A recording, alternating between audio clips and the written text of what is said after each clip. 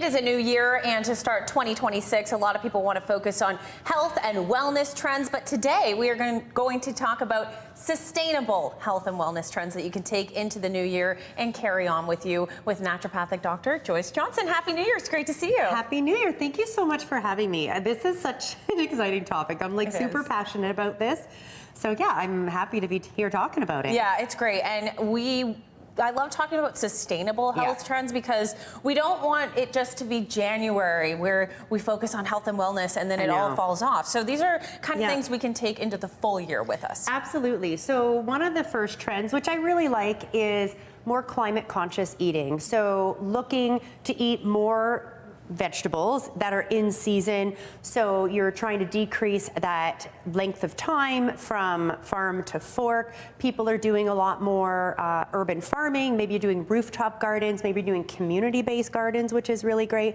Growing your own food. I think it's really good for your gut health, for your digestion, for your hormones, for all of the good things that make you a wonderful person and a healthy person, to be able to incorporate some of this food. So I think that's a really great wellness trend, trying to decrease some of those highly processed foods, the ultra processed foods. People are looking to maybe making a lot of their own recipes at home, like less of the boxed things. Yeah, that's it's great the trend too, I'm finding. because in seasonal vegetables and fruits you can also find at the local farmers market too, so you can support local and also do something good for your gut health as well. Absolutely, and farmers markets have really taken off. Like, I don't know if you're noticing that, but I have. Like, every weekend I'm like, oh, I really need to go to this one too. Have you seen this one pop up? So yeah, I think it's a really good trend, and I think seeing a younger generation also embracing this. Like, I have a daughter in university, and in university students are going to farmers markets. Yeah. This is incredible. I love this. Yeah, it's great. Support local and support your own body and your health and wellness. Absolutely. Let's talk about sustainable supplements, and I see we have some herbs here as well. Well, yeah, just, knowing where your supplements are coming from, knowing where your things are being grown, like growing your own herbs, for example.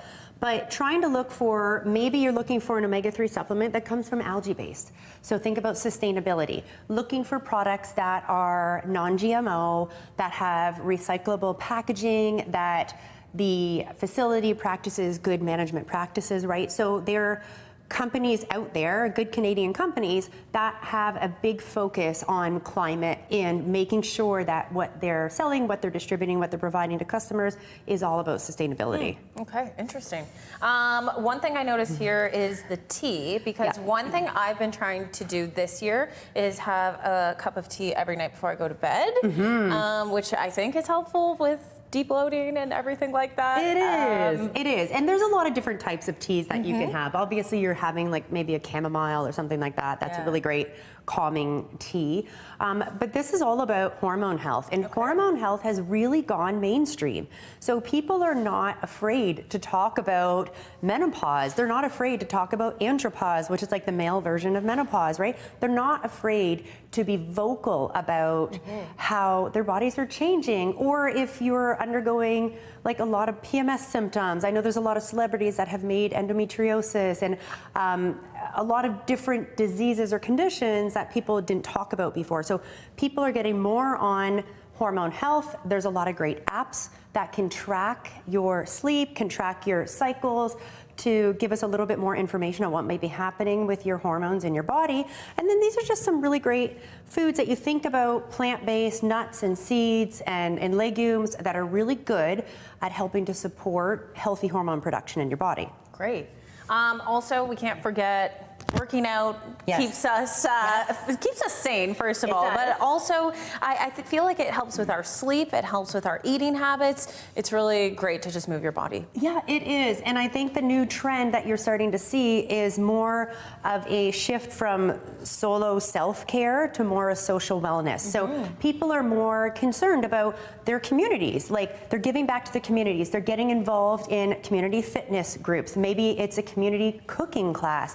They're embracing that community feel, engaging in more social activities, because it's helping to support the community as a whole and less about just supporting one person, and I think that's a really great trend. I think we have a lot to give each other, and I think getting onto that bandwagon where you can support each other is going to make for healthier communities. Yeah, definitely. I feel like that's the main trend with all of our individual trends here is supporting yourself and supporting your community as we head into 2026. Oh my gosh, I know. Joyce, thank you so much for all the advice and for being here today. Thanks for having me.